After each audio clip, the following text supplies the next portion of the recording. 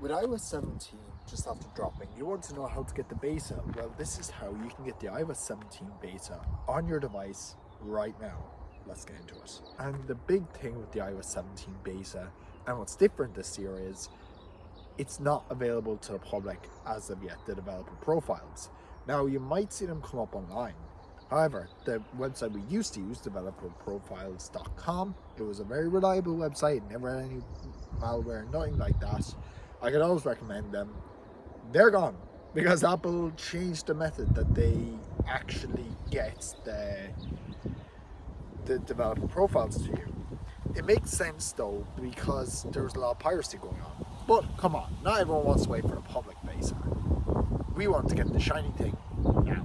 And this is how you can actually do that.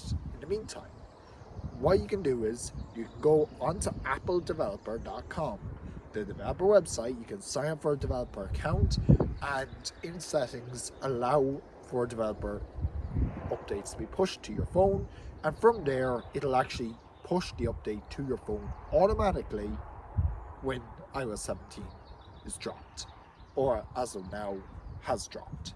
So yes, it is a bit more complicated, and you'll have to do that as well with the watch, with the Mac, enable that profile, but it's not that bad overall. But I still prefer the old method of getting the profiles, installing them on your device, that kind of thing.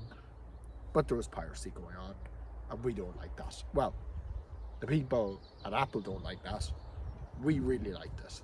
So with that, thank you very much for watching.